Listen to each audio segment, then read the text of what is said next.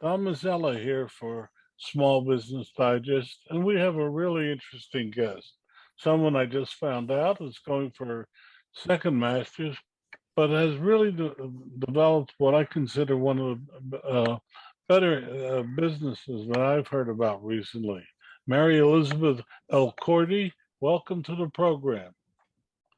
Thank you so much for having me, Dom. Well, Mary Elizabeth, as we ask all our guests, first tell us a little bit about yourself personally, then about your company, and finally a website. Sure. So my name is Mary Elizabeth. I am based in New York. I have created a company a couple years ago, but starting on my professional journey, I started, working on the Hill to working in radio to working for PR firms, and then along the way, always singing at night somewhere. um, but when I was working at the former firm I worked at, I started doing like many a side hustle. A couple $1,000 or $2,000 a month can make a real difference in people's lives, from just freelancing. Upwork was a really great platform, and I will always feel grateful for the fact that that platform existed because it was very much needed for people in similar situations.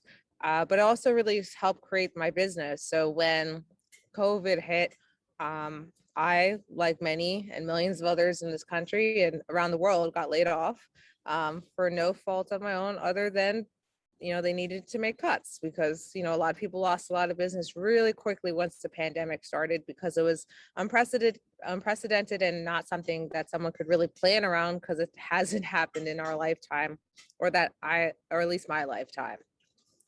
So I cried for 20 minutes, like most people do when they find out that they're laid off. They're like, oh, what am I gonna do? And then I took a pause and I'm like, wait, I have 8 clients. I've been thinking about creating my own business, but I've been too scared to do it because it's risky, it's scary. I mean, the idea of uncertainty, not knowing, if a client's going to leave, healthcare, pension, future, what's going to happen. It's scary. But the pandemic kind of forced me to do it because I had no other choice. So I started a business with myself. Started with a couple of interns and a couple of account executives. Now, a year later, I think we have about 26 people on our team, all over the world, mostly in the States. So I find that most people that work with us are in the DC, New York area, or in the states around them parts. Our specialization is media relations, so helping people get into TV and radio and print and broadcast and all that, and podcast and all that good jazz. Just because my foundation in PR was really pitching. There's an art to pitching, and among full communication plans that everyone wants, and then now we have a whole digital marketing department. We do branding. We do a whole bunch of things with a lot of really cool, awesome people. That they're not just clients for me. They when you work with people the way we work, at least if we're doing it right, we get to know these people really well, right? Because in order to get them out there, we should be reaching out to them quite frequently. We should be checking in on them, not just about business, but just like, hey, how are you doing? How's life? Sometimes people really appreciate that pause of like, oh, right, there's other things besides work in my life, and this person isn't just here to talk to me about business. Because there's been so much that's been going on over this past year that I think everyone's been humbly reminded about the term empathy and compassion, and just checking in, because every person, whether their loved one got sick or someone passed away, like in my family, or had friends or families that they knew, everyone's gone through something. So having an understanding, and everyone's in everyone's home now because it's remote work or hybrid for some places.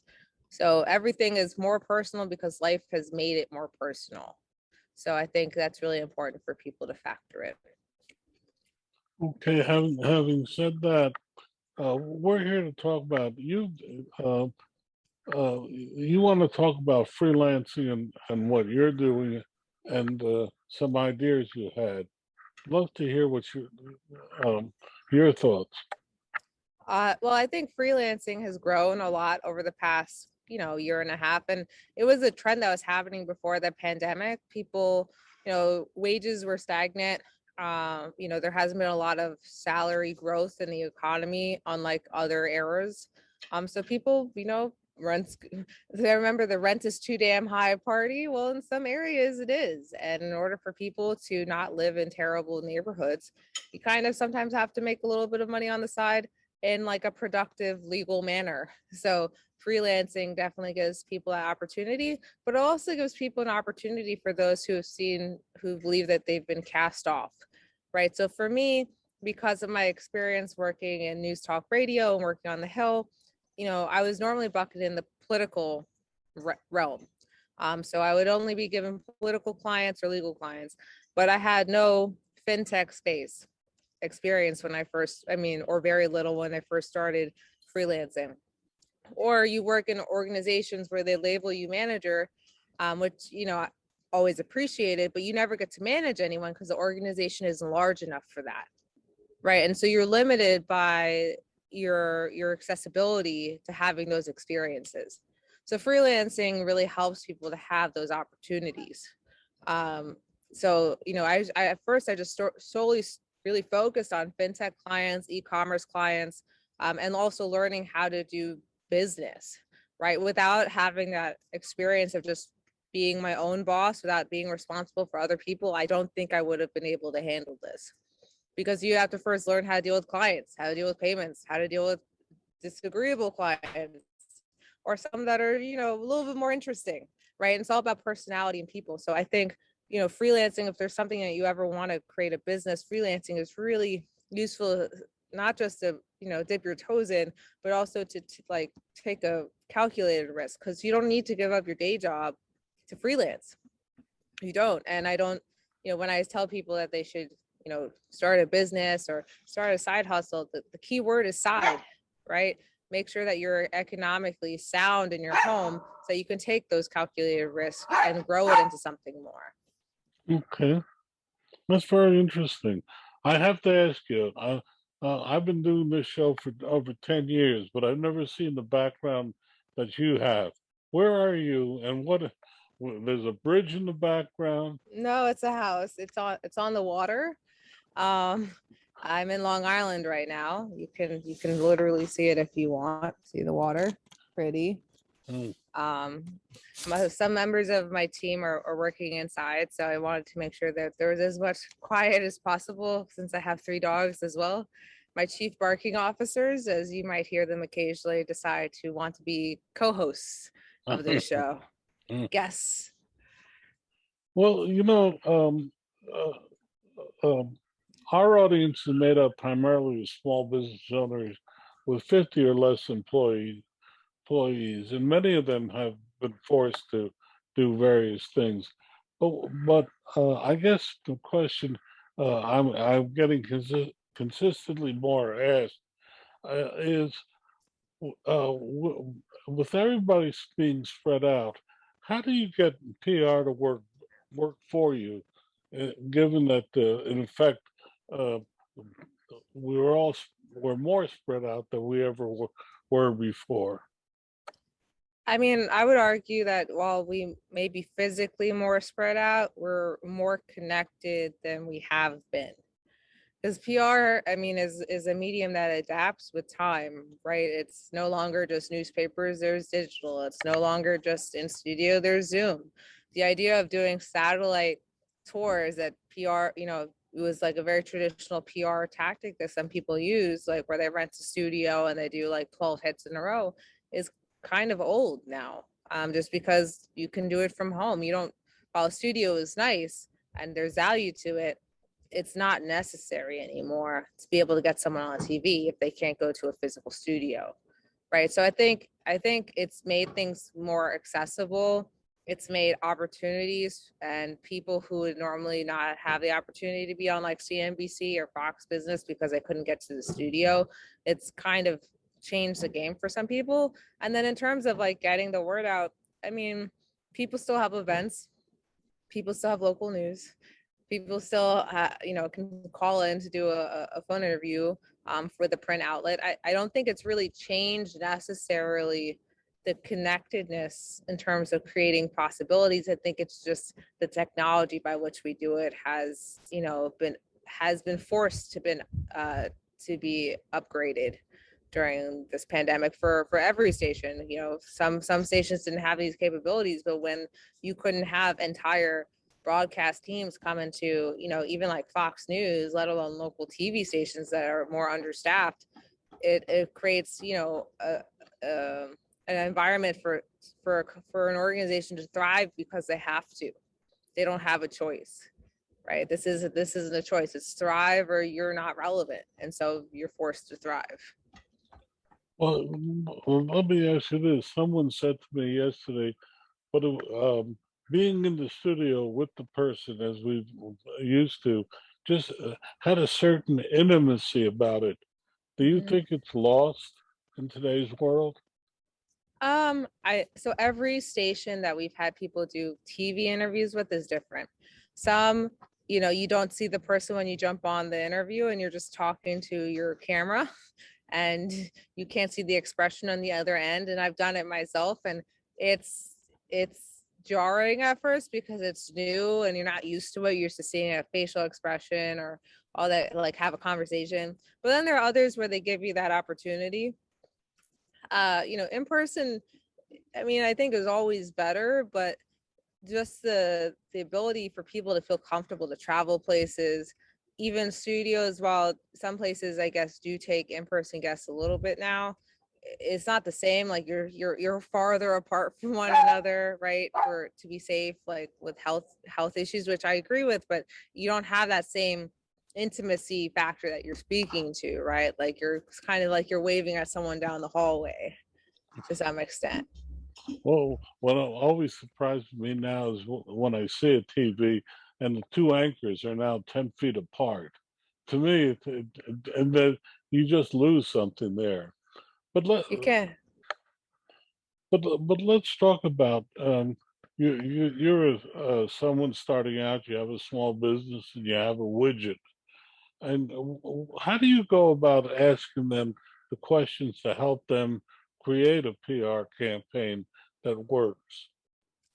Well, I mean, it's understanding that it's not a one size fit all, right? Like some aspects in terms of process are in terms of how to get PR presence, depending on industry, sure. But in terms of helping an individual brand, it's just really having them and having us work with them to hone in on what's their message, what's their differentiating factor, why should people care? I mean, it really comes down to that question. Like anything that goes out there, why should the intended audience care about what we're pitching, whether it's a reporter, an e-commerce writer, or the audience that they're speaking in front of? And if sometimes I'll like challenge some of the people that work for us is like, so what's the main point of this pitch, right? And if they can't tell me, then it's time to tell them to go back to the drawing board, right?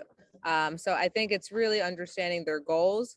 Um, the audiences they want to be in front of that they're not, what they're comfortable speaking to, because sometimes getting someone out there, it's not just about the company, because mostly what we do is earn media, right? And so if we're pitching the company too much, people are going to send me to the sales department. We don't want that. That's not our MO. So it's also getting to know the leader of the company. And so you learn a lot about the company and the foundational story, and you become pseudo experts.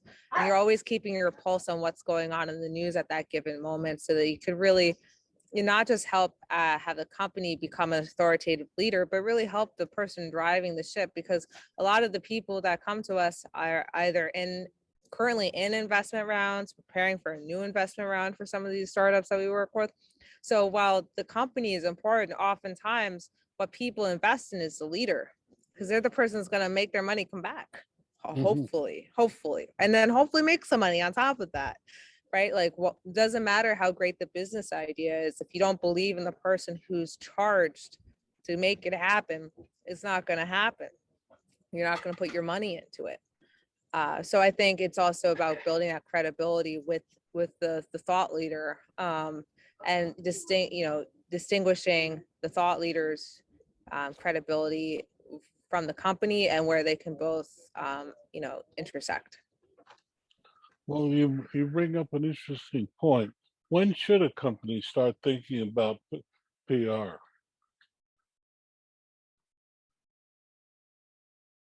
I mean, I think a company, it depends on again, every client is different. So for some companies, like they're just getting off the ground, they have some sort of proof of concept or like a beta version at minimum, right? Some of it's just starting to get the the spokesperson out there just to start building credibility for them, talking about issues while the website's being worked on, while the brand for the company is being worked on. And those are things that can be done in the background. But for a company from scratch, I mean, really a brand strategy is like foremost seriously important. Um, because in order for a brand to really have like a clear messaging, especially as we do more integrated campaigns, you really have to have a solid foundation of who is this company, what's their mission, and who are our target audiences, and how are we going to message to them in a way that really appeals to them, but stays core to the foundation of what we're trying to do. And then you come up with strategies and implement them. But all in the background, you can still build that credibility factor with the thought leader so that when you're ready to do like an actual official 90-day 60-day 6-month plan, you're not starting from scratch. Like when you're doing a company announcement, like I don't some people make the mistake of not doing PR till the day that it launches, and for me it's you need a few weeks ahead of time to just start letting people know you exist, like as an embargo outreach. So an embargo, for those who don't know, is basically like telling reporter, like, we have this really cool thing that's coming up. This is why you should care about it. If you're interested in seeing the press release, here's the press release. If you agree to not publishing it till X time, X date and time. And that just gives reporters time to like review it, speak to their editor. Like they're not the final decision maker often. And so giving them that ability to have those conversations, I think, is really important, and usually allows us to have a lot more coverage of quality instead of rushing day of, because day of, reporters have several placements that they have to work on. They have to do like multiple interviews in a day that they need to accomplish. So you're not really their priority that day. But if you give them a heads up, it's more likely, and you'll more likely have more placements, because once the announcement happens, a couple days later, it's old news. So you want to make sure that you're like striking while the iron's hot. Well, do you go for the editor or go for the reporter? It really depends on what we're pitching, but we try to go for both, to be honest. Okay. It just seems you're one of the most knowledgeable people we've run across. But now people talk about the media, and you say you've been on talk radio, etc. What is the most effective for smaller companies to use? Radio, TV, video. It's all about where their audience is. So some companies, they're selling a product. So print's amazing, but also local TV is good because it's visual. And if you're talking about like families and it's a product for that moms, or you know some like information for children or whatever, local TV loves doing stories on that, and a lot of people that will be buying that product are there. If it's like a campaign, for like a political campaign, it's really across the board, right? A book, like book PR, like, well, obviously you have goal targets. Someone once told me, someone pretty notable who's written books before, has wrote many, said like, if you get any interview when you're doing book publicity, just take like anyone. Like that makes sense, because if it sells the book, it was worth the 5 minutes, right? Like, and this is someone who's sold millions of books giving this advice. And so it just really depends on what your goal is, and how broad or niche the audience you're trying to reach is. So I think there are a lot of variabilities, because even like some of the clients where we have like a business to business client, sometimes they really just want to get out there as an authority on like crypto, right? That sometimes plays into CNBC. Sometimes that plays into Business Insider. Sometimes that's just CoinDesk, right? It just really depends on, the how relevant the story is at the time as well. Plays a factor into where we're pitching. Hmm. Well, we just have a couple of minutes left. Um, what would you like to leave our audience with today? For me, it's just the mentality that if there's something you've always wanted to do, you've never had a chance to try it in a way where you can monetize the opportunity. There's a whole bunch of outlets online where you can really take that calculated jump, right? And just try it out, figure out your price point, learn the hard business mistakes of difficult clients and how to deal with them while you still have an income that you can, be able to sustain your living with, right? Because if you're going to go take a leap, you need to start somewhere, but just because it means a little bit more work doesn't mean you shouldn't start, or else you're always going to have the what if I did this, I should have done this, I'm too old to do this. I hate the people that say I'm too old or I'm too young, or I have too much experience in this space, so I can't change careers. Anyone can do anything they want. There's always a back door, there's always a side door to leave, but people are always so focused on the one door that they've been taught their whole life to go through that they forget other opportunities. So I just ask people to be creative. Your website for our audience, if they want to Sure. learn more? So our website is elkordyglobal.com. ELKORD as in David, Y, global, GLOBAL.com. And our Instagram is Elkordy Global as well. And mine is at Mary Elkordy, MaryElkordy as in David, Y. Well, on that note, Mary Elizabeth, we want to thank you so much. I got so involved in talking to you that I didn't give you enough chance to talk about your website or anything else. But it was certainly enjoyable and certainly um, uh, illuminating for me. Thank you. Thank you so much. Have a great day and enjoy the weather. Thank you, Dom.